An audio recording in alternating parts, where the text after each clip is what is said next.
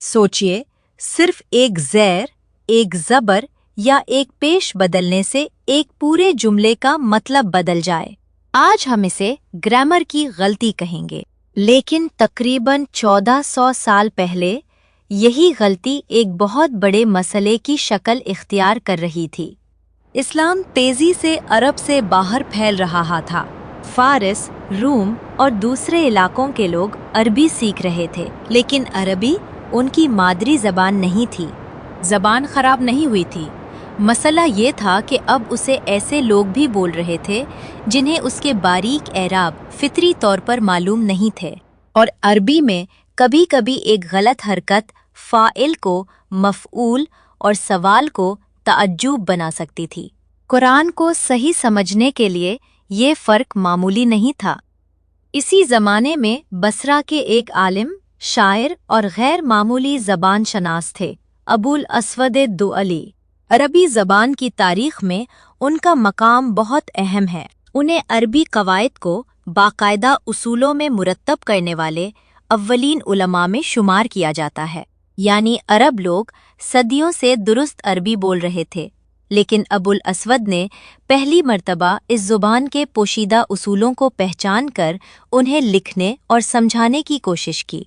कुरान की दुरुस्त क़िरात को महफूज रखने के लिए इब्तदाई एराबी अलामात के निज़ाम को भी उनसे मंसूब किया जाता है। सादा अल्फाज में कहें तो इमाम अली ने उन्हें रास्ता दिखाया और अबुल अस्वद ने इस रास्ते को एक बाकायदा इल्म में तब्दील करना शुरू किया। वो इमाम अली इब्ने अबी तालिब अलैहिस्सलाम के करीबी साथियों में भी शुमार होते थे। क्लासिकी रवायत कहती है कि एक दिन अबुल अस्वद इमाम अली के पास पहुंचे और उन्होंने देखा कि इमाम के हाथ में एक तहरीर है। अबुल अस्वद ने पूछा, अमीरुल मोमिनीन, ये क्या है? रवायत के मुताबिक इमाम अली ने फरमाया, मैंने लोगों की गुफ्तगू पर गौर किया है और देखा है कि दूसरी कौमों के इख्तिलात से ज़बान में गलतियां आने लगी हैं। मैं चाहता हूँ कि लोगों के लिए कुछ उसूल मुकर्रर किए जाएं जिनकी तरफ वो रुजू कर सकें।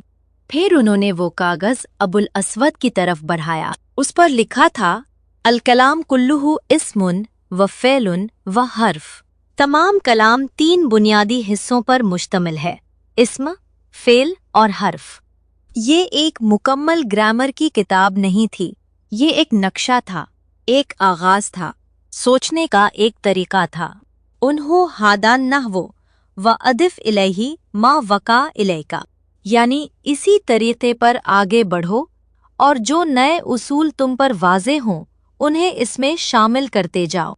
मशहूर रिवायत के मुताबिक इसी जुमले से इस इल्म को नहव कहा जाने लगा। अबुल अस्वद ने काम शुरू कर दिया।